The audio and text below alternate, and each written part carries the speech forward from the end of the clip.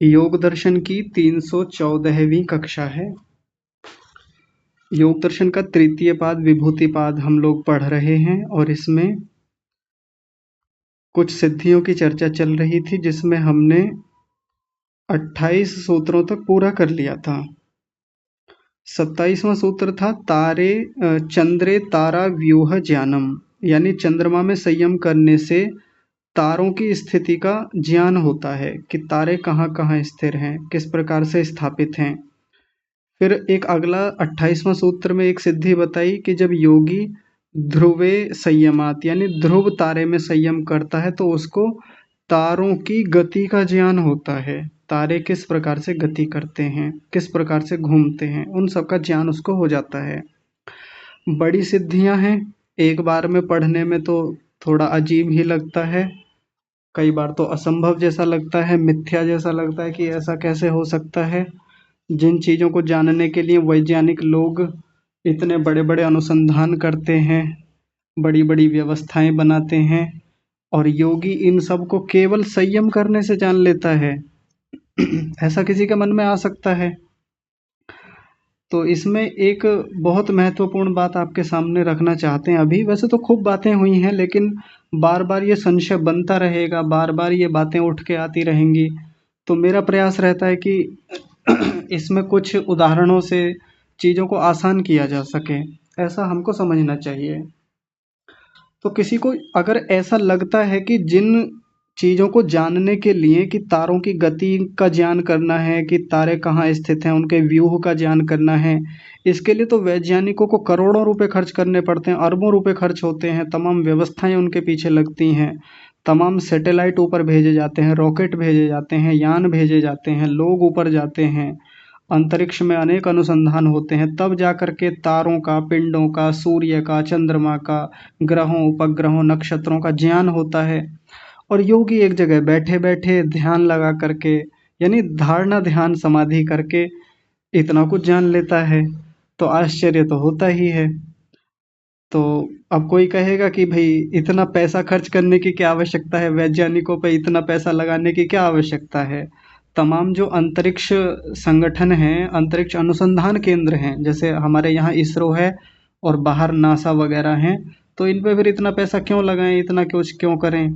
भाई ये काम कर लेना, थोड़ा किसी को ध्यान लगवा दें और उसका संयम करवाएं, तो इससे भी यही काम होगा, तो कर लें। इसमें क्या समस्या है, कर रहे हैं इसको भी, लेकिन ये इतना आसान काम थोड़ी है कि बस बैठेंगे और समाधि लग जाएगी। कई बार अध्यात्म को इतना हल्का ले लिया जाता है कि बस ये तो बैठने का नाम है, ये तो जीवन के जो बाकी संघर्ष हैं उनसे भागने का नाम है। वैज्ञानिक तो बहुत पुरुषार्थ करते हैं, तप करते हैं, योगी को क्या करना है, एक जगह बैठना है, बैठ के बस ध्यान लगाना है, ईश्वर का चिंतन करना है।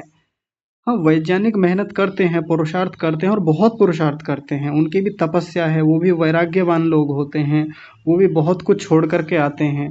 लेकिन क्या योगी गोलू होता है क्या? क्या योगी को ऐसे ही सब प्राप्त हो जाता है? क्या धारणा लगाना इतना आसान काम है कि ऐसे ही लग जाएगी? तो ये भी एक विधि है, ये भी एक पुरुषार्थ है, ये भी एक क्रिया है, तब जा कर के वैसा होता है। ऐसे नहीं हो जाता कि बैठेगा और हो जाएगा। इसको एक उदाहरण से ऐसे भी समझ सकते हैं कि जैसे मान लीजिए आज किसी व्यक्ति को कोई बीमारी हो, तो वो डॉक्टर के पास जाता है और डॉक्टर उसका टेस्ट लिखता है कि आपको ये टेस्ट करवाने हैं और फिर कल ला करके आपको अपनी रिपोर्ट दिखानी है, फिर उसके बाद आपका उपचार किया जाएगा। आजकल तो यही व्यवस्था चलती है, इसी तरीके से इलाज चलते हैं।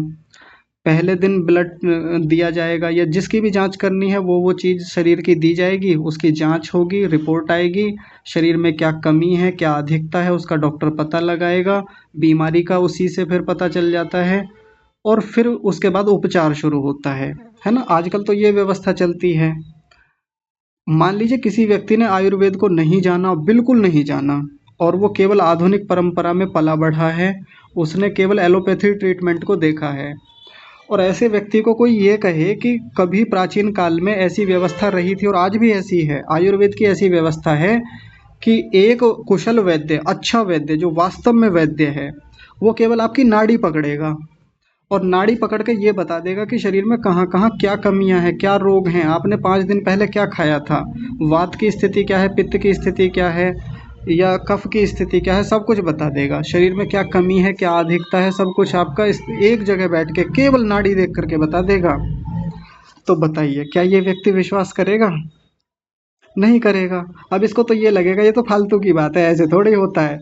जिस चीज़ को जानने के लिए तमाम डॉक्टरों ने इतनी पढ़ाई की, पहले नीट का एग्ज़ाम क्वालिफाई किया, फिर उसके बाद में 5 साल की डिग्री ली, इतना पढ़ाई की, इतने सारे ऑपरेशन किए, इतनी सारी उसने चिकित्सा की लोगों की, उसने तमाम लेबोरेटरियां खोज करके देख ली, कितने लोगों ने इसके पीछे काम किए, तब जा करके एक रोग का पता चलता है ब्लड टेस्ट करके।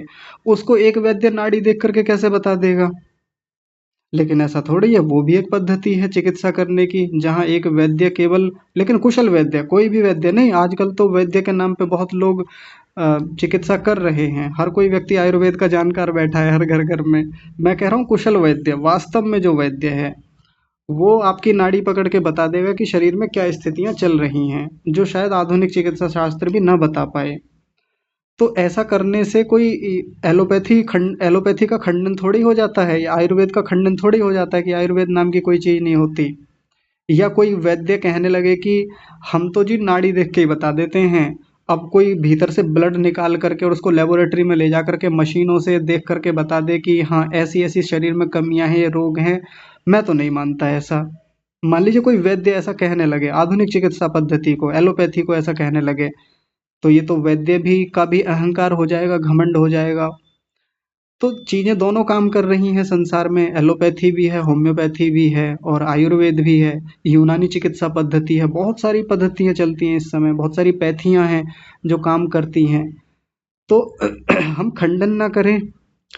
ऐसे सूत्रों को पढ़ करके लगता है कि ऐसे थोड़ी हो जाएगा, जिसके पीछे वैज्ञानिक हजारों लाखों करोड़ों रुपए खर्च कर रहे हैं। इससे बढ़िया तो उन्हें एक जगह बैठा दें पहाड़ों में ले जा करके, और फिर उनसे पूछ लें कि तारों की गति का पता करके बताइए। तो फिर हमको फिर वो करोड़ों रुपए खर्च करने की जरूरत नहीं पड़ेगी, हो जाएगा। लेकिन कोई बैठे तो, बैठने को तो तैयार है नहीं, करता कोई है नहीं। धारणा छोड़िए, प्रत्याहार तक को ठीक से नहीं जानते, प्रत्याहार के अभ्यास में तो परेशान होते हैं। व्यावहारिक जीवन में प्रत्याहार हो नहीं पाता 10 मिनट के लिए भी, व्यथाएं इतनी हैं, विचलन इतने हैं जीवन में। तो सोचिए वो व्यक्ति कैसे जा कर के अनुसंधान करे। यानी जैसे एक वैज्ञानिक एक पूरी प्रक्रिया से अपने अंतरिक्ष अनुसंधान केंद्र में जाकर के अनुसंधान करता है, पूरा उसका एक प्रोसेस है, पूरी प्रक्रिया है, तब जा कर के वो वहाँ पहुँचता है। ऐसे नहीं पहुँच जाता वो भी, उसके पीछे बहुत पढ़ाई की करता है वो व्यक्ति, बहुत अनुसंधान करता है, योग्यता होती है, डिग्री होती है, तब वहाँ पहुँचता है। तो योगी क्या ऐसे ही पहुँच जाएगा वहाँ पे? योगी को भी यहाँ पहुँचने के लिए बहुत प्रकार से टेस्ट देने होते हैं, एक प्रकार से बहुत सारी परीक्षाओं से निकलना होता है, बहुत कुछ अनुसंधान करने होते हैं, तब इतनी ऊंची ऊंची सिद्धियां प्राप्त होती हैं। अब कहने को तो दो दो शब्दों में सिद्धियां समझा रखी हैं। कोई कहेगा ये तो बड़ी हल्की सी बात है, ऐसा कैसे हो जाएगा, ये तो बड़ी ऐसे लिख दी होंगी। तो ऐसी थोड़ी है, इसके पीछे महान पुरुषार्थ है, तब ये शब्द प्रमाण यहाँ लिखे गए हैं। तो हम भी अभी इन पर विचार करते चलेंगे और कोशिश करेंगे कि यदि किसी को इच्छा है इन सब सिद्धियों को प्राप्त करने की, तो वो फिर इन पर काम करेंगे। तो आइए आगे का और देखते हैं। अब ऐसी ही कई सारी सिद्धियां आगे बताई जाएंगी। 29वां सूत्र देखिए, एक और अलग सिद्धि है। नाभि चक्रे काय व्यूह ज्ञानम। संयमात शब्द यहाँ पीछे से अनुवृत्ति से ले लेंगे, पीछे से जुड़ा हुआ ही है। तो नाभि चक्रे संयमात, नाभि चक्र में संयम करने से काय व्यूह ज्ञानम, काय बोलते हैं काया को यानी शरीर को, शरीर की जो व्यूह है यानी शरीर की जो रचना है, शरीर में जो अंगों की स्थितियां हैं, उनको आगे बताएंगे अभी और खोलेंगे इसमें। तो उनका ज्ञानम, ज्ञान होता है क्या करने से? नाभि चक्र में संयम करने से। नाभि चक्र क्या है? तो नाभि चक्र का मतलब नाभि प्रदेश से ही है, हमारी जो शरीर का केंद्र नाभि स्थान है उसमें संयम करने से। अब कई बार इसको लोग उस चक्र से भी कहते हैं, वो 6-7 प्रकार के जो भी चक्र होते हैं जो शरीर में, कहते हैं ना कि ये चक्र हैं, ये चक्र जागृत हो गए हैं। कई बार ऐसा ले लिया जाता है, पर मुझे वो ज़्यादा संगत नहीं लगता कि वो कोई चक्र ऐसा है भी, हो भी सकता है, मान के चलें वो है तो। लेकिन नाभि चक्र का मतलब केवल नाभि प्रदेश को लेंगे, क्योंकि नाभि चक्र शब्द ये पीछे भी आया है, धारणा वाले स्थान पे हमने देखा था। तो नाभि वाले स्थान पर संयम करने से, धारणा, ध्यान और समाधि करने से शरीर की संरचना का ज्ञान होता है। जिस शरीर की संरचना को जानने के लिए बहुत सारे वैज्ञानिक, बहुत सारे डॉक्टर वर्षों वर्षों की पढ़ाई करते हैं, कई बार तो उनका पूरा जीवन निकल जाता है शरीर की संरचना में ही वो लोग लगे रहते हैं। और वो भी एक तरीका है, वो लोग अपने तरीके से चीज़ों को जानते हैं। यहाँ एक सिद्धि बताई है कि शरीर की रचनाओं का योगी को ज्ञान हो जाता है। ये दूसरी विधि है, प्राचीन विधि। महर्षि व्यास जी इसमें कुछ बातें बता रहे हैं अपनी ओर से खोल करके, उनको देखते हैं। व्यास भाष्य। नाभि चक्रे संयमम कृत्वा काय व्यूहम विजानीयात। नाभि चक्र में संयम करने से, नाभि चक्र संयम कृत्वा, नाभि चक्र में संयम करने से काय व्यूहम विजानीयात, काय की यानी शरीर की रचना को विजानीयात जान ले। यदि किसी को जानना है शरीर के बारे में, समझना है कि शरीर की संरचना कैसी है, शरीर में किस प्रकार से धातुएं हैं, शरीर में कितने प्रकार के दोष हैं, व्यवस्थाएं कैसी हैं, इसका तंत्र कैसे काम करता है, इसमें व्यवस्थाएं कैसी हैं, तो उसके लिए नाभि चक्र में संयम कर लें। तो कैसा है शरीर की संरचना कैसी है, शरीर में स्थितियां कैसी हैं, उनको बस मोटा मोटा 2 पंक्तियों में बता रहे हैं। तो पहला बताया वात पित्त श्लेष्माणः त्रयो दोषाः। शरीर में 3 प्रकार के दोष हैं, इनको दोष शब्द से कहा जाता है। दोष क्यों कहते हैं इनको? क्योंकि इनके असंतुलन होने से शरीर में दोष उत्पन्न हो जाते हैं, इसलिए इनको दोष कहते हैं। आयुर्वेद में चरक संहिता में इनको धातु भी कहा गया है, वात पित्त और श्लेष्म। श्लेष्म यानी कफ, श्लेष्म का मतलब यहाँ पर कफ है। तो वात पित्त और कफ को धातु भी कई जगह कहा गया है, लेकिन अभी हम यहाँ इनको दोष ही कहेंगे। वात दोष, पित्त दोष और कफ दोष। और दोष का मतलब हमेशा दोष वो वाला दोष नहीं लेंगे कि वो खराब रूप अंशों में जो दोष आता है, मतलब नेगेटिव सेंस में जिसको हम दोष कहते हैं। यानी ये अपने आप में बहुत अच्छी चीजें हैं परमात्मा की बनाई हुई, इनके संतुलन में रहने से शरीर स्वस्थ रहता है, शरीर को ये धारण करने वाले हैं, इसलिए इनको धातु भी कह देते हैं। धातु क्यों कहते हैं इनको, वात पित्त और कफ को? क्योंकि वात के होने से शरीर में धारणा बनी रहती है, शरीर स्थिर रहता है, स्थापित रहता है, संचालन में रहता है। पित्त के और कफ के होने से भी शरीर चलता है, व्यवस्थाएं बनी रहती हैं। तो ये 3 प्रकार के दोष हमारे शरीर में होते हैं, इनको योगी जान लेता है। कैसे? नाभि चक्र में संयम करने से। बाकी पढ़ता है, अनुसंधान करता है, वो सब चीजें तो रहेंगी ही, लेकिन संयम करने से भी इसको ये सिद्धि प्राप्त होती है कि इन दोषों को जान लेता है। 7 प्रकार की धातुएं होती हैं, उनको जान लेता है। तो देखिए क्या कह रहे हैं, धातवः सप्त, 7 प्रकार की जो धातुएं हैं, और वो कौन सी हैं? तो वैसे ही हम आयुर्वेद को पढ़ेंगे तो वहाँ रस, रक्त, मांस, मेद, अस्थि, मज्जा, शुक्र, इन सब की चर्चा की गई है। लेकिन यहाँ देखिए थोड़े अलग तरीके से धातुओं को खोला है, ध्यान देंगे। सबसे पहली धातु उन्होंने लिखी त्वग। त्वग यानी त्वचा, त्वचा को धातु कहा यहाँ पे। अब देखिए बाहर से भीतर की ओर ले जा रहे हैं, त्वचा बाहर होती है, अंदर त्वचा के भीतर कौन है? अंदर लोहित। लोहित बोलते हैं रक्त को, खून को, ब्लड को। तो त्वचा के भीतर कौन हुआ? रक्त हुआ, लोहित हुआ। उसके भीतर मांस हुआ, जो हड्डियों को जोड़े हुए है आपस में। फिर उसके बाद उसके अंदर जा करके बताया स्नायु। स्नायव लिखा हुआ है ना, तो इसको संधि विच्छेद करेंगे तो स्नायु बनेगा। स्नायु का मतलब होता है नर्वस सिस्टम। आपने कभी बायोलॉजी में पढ़ा हो इसके बारे में, तो अंग्रेजी में इसका नाम क्या होता है? स्नायु तंत्र को नर्वस सिस्टम भी बोलते हैं। इसका काम क्या होता है शरीर में? नर्वस सिस्टम एक प्रकार से जाल है, जाल तंत्र है, जो हमारे मस्तिष्क में शरीर की सूचनाओं को पहुंचाने का काम करता है, संदेश भेजता है। जैसे शरीर में कहीं चोट लगती है, किसी ने सुई चुभो दी, किसी प्राणी ने, किसी चींटी वगैरह ने, मच्छर ने काट लिया, तो काटने पर जो हमारे मस्तिष्क तक एक सूचना पहुंचती है कि किसी ने काट लिया मुझे, होता है ना, या किसी ने स्पर्श किया, त्वचा पर स्पर्श हुआ, लेकिन पता हमको लग जाता है, हमारे मस्तिष्क में वो सूचना पहुंचती है। कैसे पहुंचती है? इसी स्नायु तंत्र से पहुंचती है। ये स्नायु तंत्र जो नर्वस सिस्टम है एक प्रकार से नाड़ियों आदि का पूरा जाल जैसा है। जैसे किसी कंप्यूटर में, जैसे किसी डिवाइस में बहुत सारे तार बिछे हुए हैं और वो सूचनाएं पहुंचाते हैं अंदर तक। कंप्यूटर में सीपीयू में सूचनाएं जाती हैं उसके माध्यम से, या सीपीयू से वो आउटपुट निकल के बाहर मॉनिटर पे आता है। तो वैसे ही हमारे शरीर में बाहर या भीतर जो भी क्रियाएं प्रतिक्रियाएं जो भी हो रहा है, उन सबको मस्तिष्क तक संदेश पहुंचाने का जिसका कार्य होता है वो ये स्नायु तंत्र ही होता है। इसके और भी कई सारे काम होते हैं, आप पढ़ के देखिएगा, गूगल पे सर्च कर लीजिएगा। जैसे इसका स्नायु तंत्र का काम होता है शरीर में बहुत सारी चीज़ों को नियंत्रित करना, धड़कन को नियंत्रित करने का काम इसी का होता है।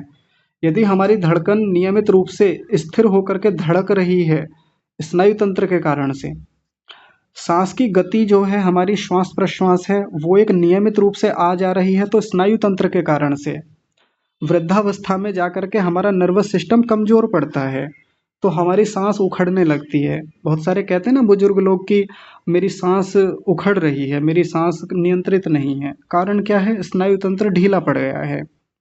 जिनका स्नायु तंत्र मजबूत रहता है, ताकतवर रहता है, सही से काम करता है, तो फिर उनकी सांस पर नियंत्रण की स्थिति अच्छी रहती है। पाचन को नियंत्रित करने में इस स्नायु तंत्र की बहुत बड़ी भूमिका होती है। इसके साथ साथ अंगों की जो हलचल है, हमारे जो अंग चल रहे हैं इनमें संचालन है, इसमें स्नायु तंत्र की बहुत बड़ी भूमिका है। तो और भी बहुत सारी काम इसके होते हैं, जैसे हम चीज़ों को याद रख पाते हैं, मेमोरी जो हमारी बनी रहती है उसमें स्नायु तंत्र की बहुत बड़ी भूमिका है। हम कुछ भी सीख रहे हैं, पढ़ रहे हैं, सीख रहे हैं, तमाम चीज़ें इधर उधर से जो सीखते हैं उनके सीखने में, भावनाओं को नियंत्रित करने में, महसूस करने में, यहाँ तक कि डिसीजन लेने में, निर्णय लेने में इस स्नायु तंत्र की बहुत बड़ी भूमिका है। आप सोच करके देखिए, विचार करके देखिए। तो मैंने इतने सारे इसके काम बताए, फिर से समझ लीजिए। मस्तिष्क तक सूचनाएं भेजने का काम है, धड़कन, सांस की गति, पाचन तंत्र और अंगों की जो हलचल है उनको नियंत्रित करने का काम स्नायु तंत्र का है।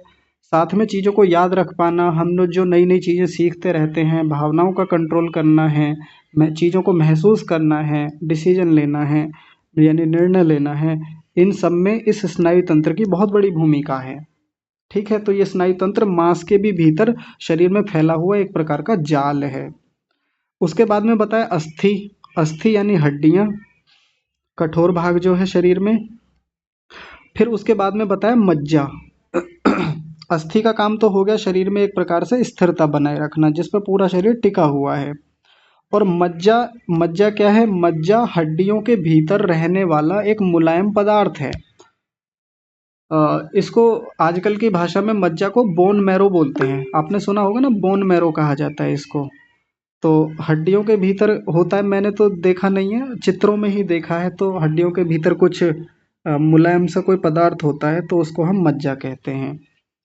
मज्जा के बारे में आयुर्वेद में भी बहुत सारी चर्चाएं आती हैं। अब अजीब लगेगा आपको सुन करके, उस मज्जा के सेवन की भी बात है। बहुत सारे रोगों में मज्जा काम में आती है, अन्य अन्य प्राणियों की। जैसे सूअर के हड्डी के भीतर जो मज्जा है उसको निकाल करके उससे बहुत सारी दवाइयाँ बनती हैं, बहुत सारे रोगों में औषधियों के रूप में काम आती है वो मज्जा। तो मज्जा, जैसे आपने देखा होगा ना कि बहुत सारे लोग जो मांसाहारी लोग हैं उनके लिए बता रहा हूँ मैं। तो मांसाहारी लोग जब आपने देखे होंगे वो मांस खाते हैं, तो उसके बाद में क्या करते हैं, वो खाने के बाद में हड्डियों को निकाल करके चूसते हैं। कुत्ते को देखा होगा, कुत्ता हड्डियों को निकाल करके क्या करता है, बाद में चूसता रहता है उसको। चूसने के पीछे का प्रयोजन ये है कि उसमें जो अंदर मज्जा भरी हुई है, जो वो पदार्थ है, वो बहुत प्रकार से अलग अलग चीज़ों की पूर्ति करने वाला है। मनुष्य के शरीर में जो मज्जा की कमी है उस मज्जा की पूर्ति बाकी प्राणियों की मज्जा से वो करना चाहता है। होती है, बिल्कुल होती है। अब मैं ये नहीं कह रहा कि वो विधि बताई गई कि ऐसा करना चाहिए, करना ना करना हमारे विवेक पर निर्भर करता है, लेकिन होता तो है। मज्जा के खाने से यानी मज्जा के सेवन करने से मज्जा तो बढ़ती है शरीर में।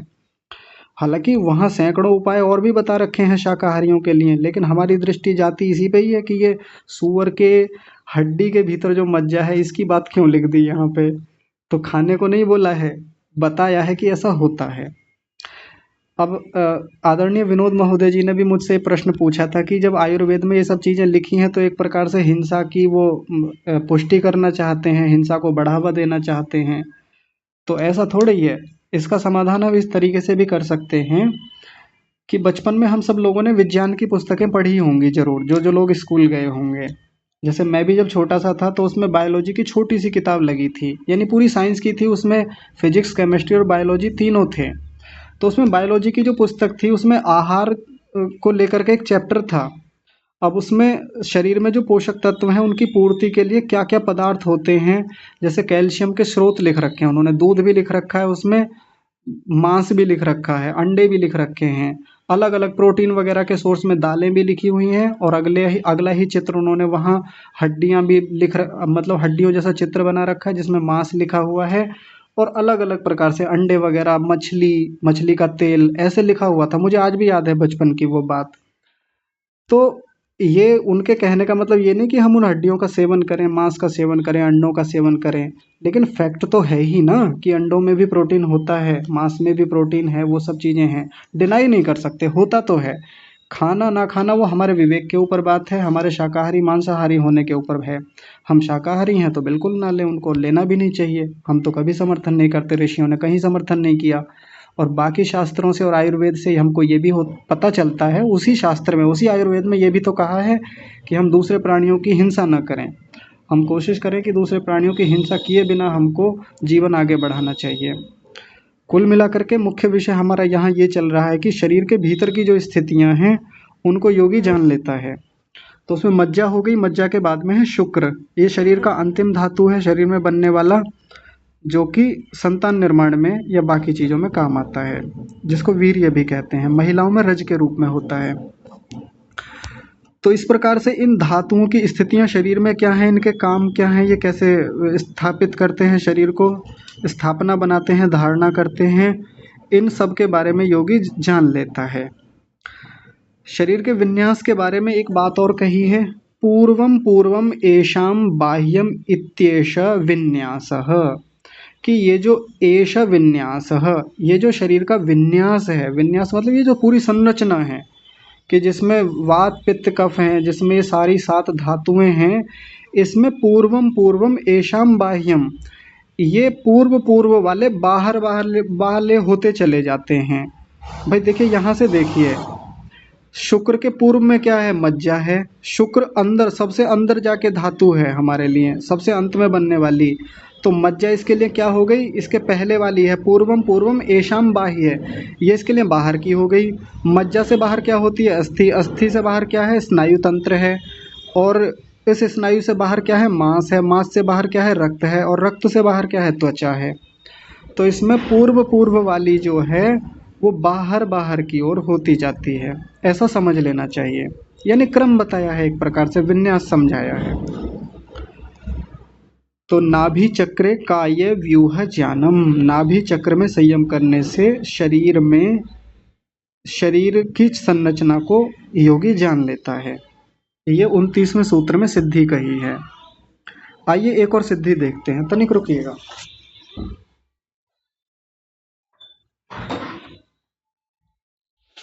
हाँ जी, तो 30वें सूत्र में एक और सिद्धि बताई, और ये भी बहुत रोचक है। देखिए, कंठकूपे क्षुत पिपासा निवृत्ति ही, कंठकूप में संयम करने से, और वो संयमात शब्द पीछे से लेके आएंगे हम, है ना, अब तो ये हर सूत्र में चलता ही रहेगा संयमात शब्द।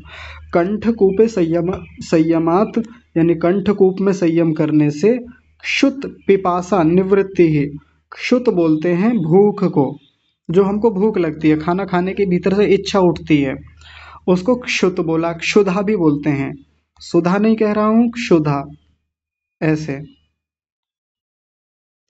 थोड़ा सही से लिख देता हूँ, ऐसे क्षुधा।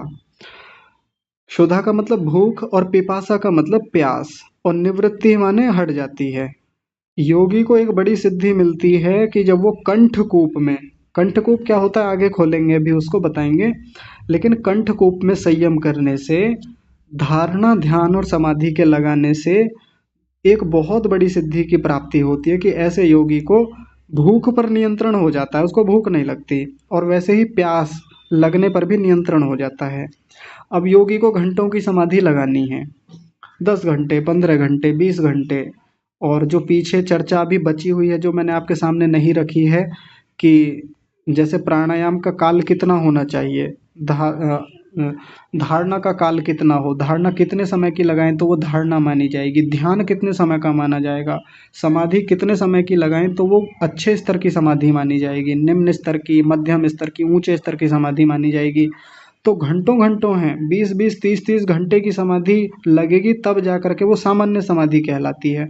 उसमें गणनाएं इतनी कठिन कठिन है, इतनी जटिल हैं, कि 40-40, 50-50 घंटे की समाधि को ऊंची समाधि माना जाता है, अच्छी समाधि माना जाता है। तो अब किसी व्यक्ति को, किसी योगी को समाधि लगानी है, तो ये भूख और प्यास बाधा करेंगी, उसको परेशान तो करेंगी ही निश्चित रूप से। भूख भी लगेगी, प्यास भी लगेगी, शरीर में दुर्बलता आएगी, भीतर से कमी कमजोरी बनेगी। तो उसके लिए क्या करें, क्षुधा पर और पिपासा पर, यानी भूख और प्यास पर किसी तरह से नियंत्रण कर ले। तो इन पर नियंत्रण करने के और भी तरीके होते हैं, जैसे कई बार कुछ औषधियों का सेवन योगी कर लेता है तो फिर भूख नहीं लगती कई कई दिन तक, 1 दिन तक, 2 दिन तक, 3 दिन तक, प्यास नहीं लगती, कुछ ऐसी चीज़ों का, औषधियों का सेवन कर लेता है। लेकिन यहाँ औषधियों की बात नहीं की गई है, यहाँ साधना के माध्यम से ही भूख और प्यास पर नियंत्रण की बात कही गई है, उनकी निवृत्ति हो जाती है। तो अब वो कंठकूप कहाँ है, उस पे कैसे ये संयम करना है, तो उसको व्यास जी बता रहे हैं। देखिए व्यास भाष्य, जिह्वाया अधस्तात तंतुः, जिह्वाया, जिह्वा के अधस्तात, अधस्तात माने नीचे, बिल्कुल जिह्वा के नीचे, तंतुः, तंतु है। जिह्वा के नीचे, नीचे जहाँ जिह्वा की बिल्कुल जड़ है, जहाँ जिह्वा एक प्रकार से अंत होता है जिह्वा का, वहाँ तंतु होता है। तंतु का मतलब ऐसा कोई तंतु है वहाँ पर जिससे स्वर निकलते हैं, स्वर यंत्र जैसा कुछ होता है। ये तो मुझे भी एग्जैक्ट नहीं पता, जितना पता है मैं उतना ही बता रहा हूँ, बाकी तो विचार की बात है कि जिह्वा में नीचे तंतु है कोई, ततो अधस्तात कंठः, और उसी तंतु के नीचे, अधस्तात यानी नीचे, कंठः, उसके नीचे बिल्कुल कंठ है। कहाँ पर है ये कंठ, तो आप अपने गले पर हाथ लगा के देखिए, वो उभरी हुई हड्डी जैसी दिखेगी, तो उसको यहाँ पर उस स्थान को कंठ जैसा कहा है ना, वो हमारा कंठ है। जब हम बोलते हैं तो वो हड्डी ऊपर नीचे आगे पीछे को होती रहती है, तो ये कंठ हो गया। ये तंतु के ठीक नीचे होता है, ततो अधस्तात कंठ, उसके नीचे कंठ है। और आगे कहा, उसमें और नीचे ले जा रहे हैं, ततो अधस्तात कूपः, उस कंठ के नीचे, ततः माने उसके भी नीचे, किसके नीचे, जो अभी पीछे देखा कंठ, उस कंठ के अधस्तात, अधस्तात अधर में नीचे, कूपः, एक कूप है।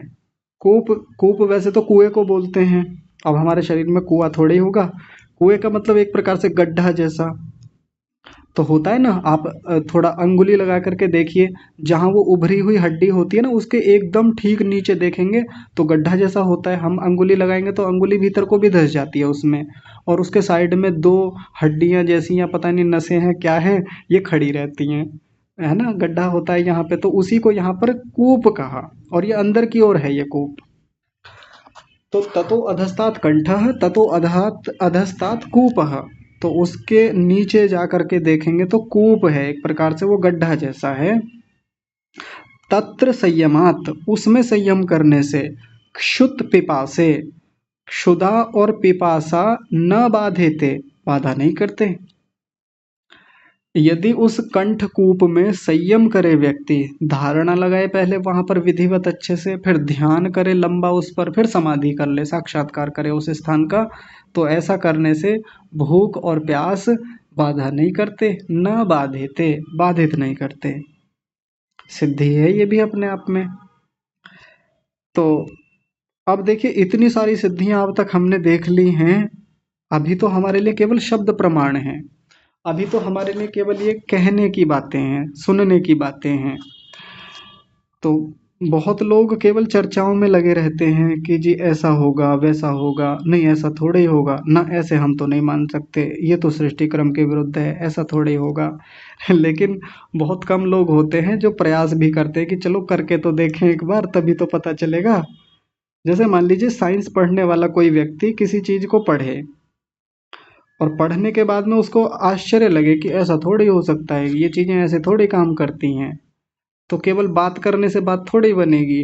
फिर ऐसा व्यक्ति आगे जाकर के अनुसंधान करता है, ऐसा व्यक्ति आगे जाकर के प्रयोग करता है, लाइव लेबोरेटरी में जाता है, प्रयोगशालाओं में जाता है, बड़े लोगों से बात करता है, खुद करता है, असफल होता है, बार बार करता है, तब जाकर के उन बातों को प्रमाणित करता है, सिद्ध करता है कि हाँ जो पढ़ा था, बचपन से जो पढ़ते आए थे विज्ञान की पुस्तकों में, वो ठीक है।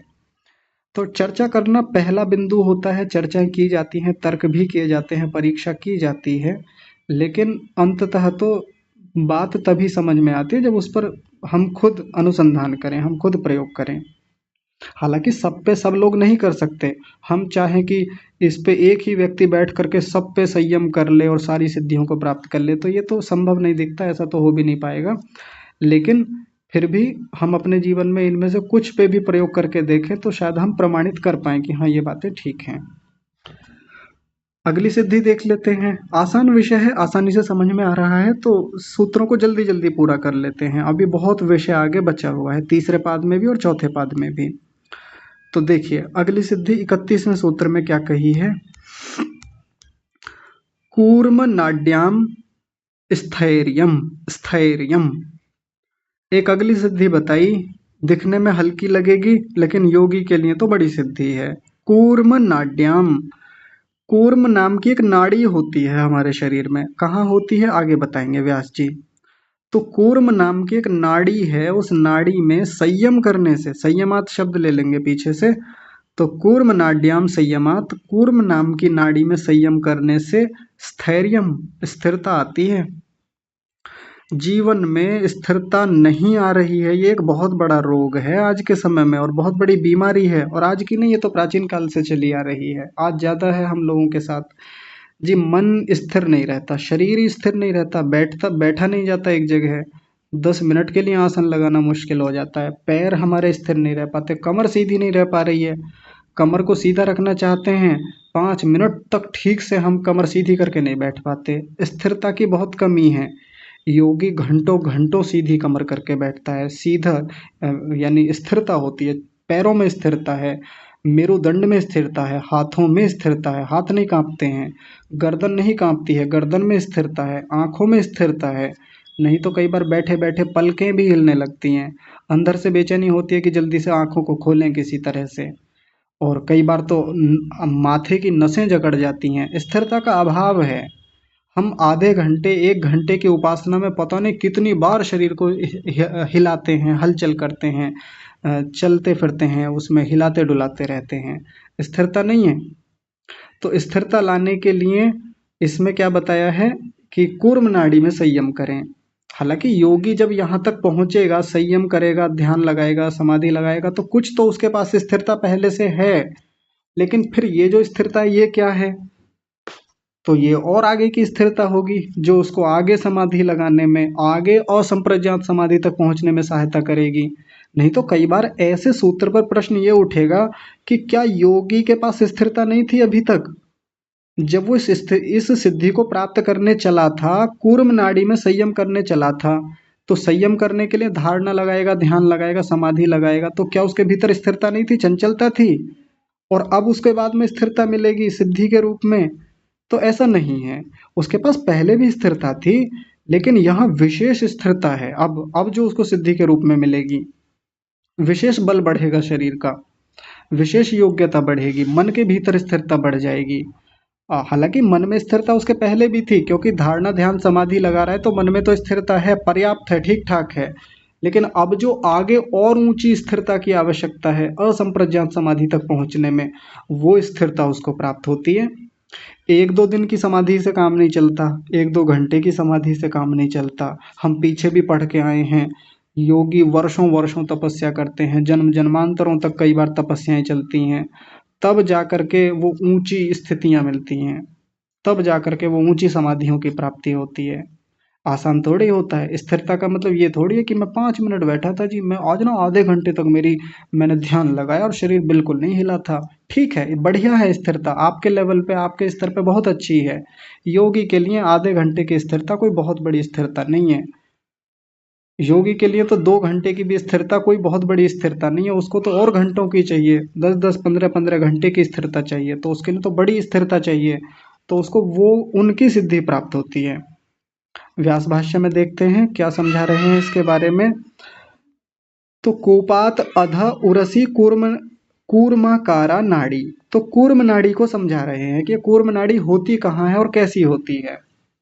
तो कहाँ होती है? कूपात अध। इसका संधि विच्छेद करेंगे तो कूपात जमा अध, कूप के नीचे। ये जो अभी कंठ कूप देखा था ना थोड़ी देर पहले, जिसकी हम चर्चा कर रहे थे, हमारे कंठ में कूप जैसा स्थान है, गड्ढा जो है, उसके नीचे, उसके नीचे एक जगह होती है उरसी, वक्ष स्थल, हृदय प्रदेश होता है ना बीच में, जहाँ हमारा दिल होता है, उसको उरसी बोला। उरसी यानी हृदय प्रदेश में कूर्मकारा नाड़ी, कूर्म के आकार की नाड़ी होती है। कूर्म बोलते हैं कछुए को। कूर्म किसको कहते हैं? कछुए को।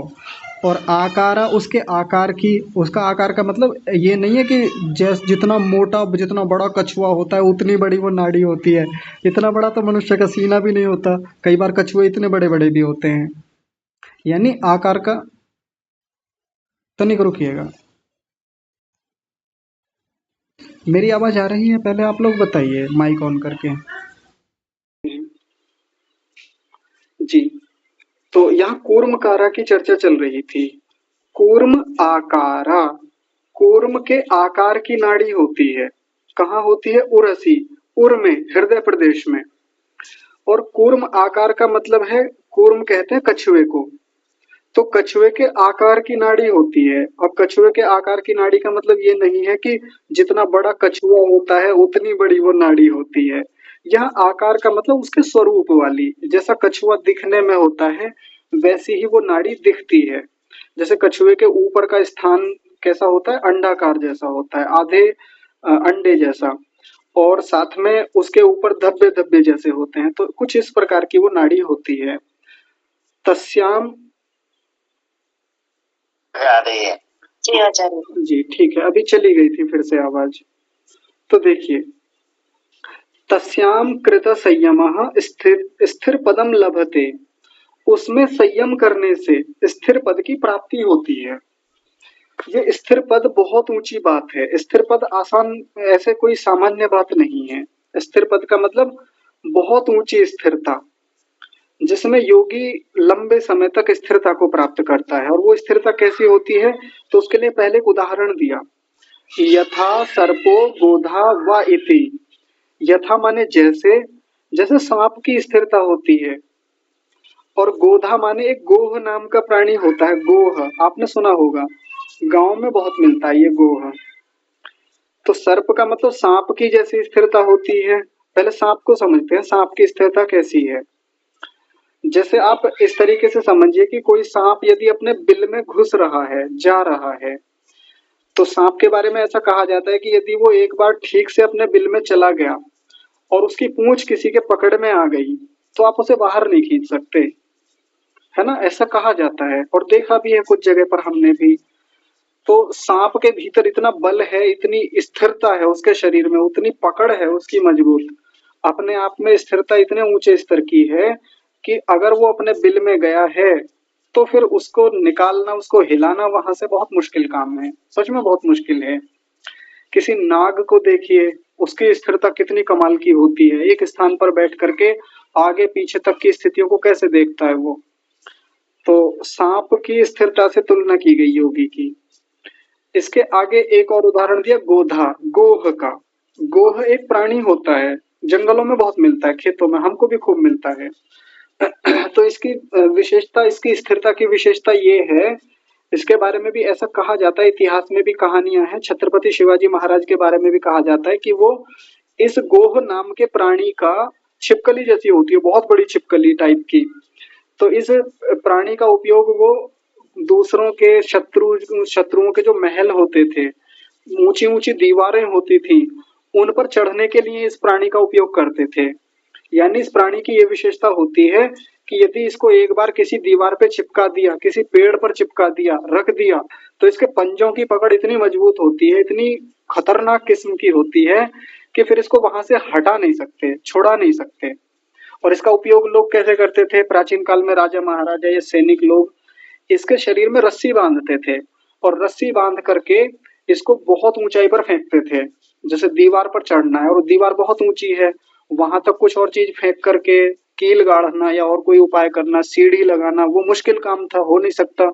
तो इस गोह नाम के प्राणी में रस्सी बांध करके फेंक दी ऊपर को, ताकत से ऊपर फेंकते थे अच्छे से।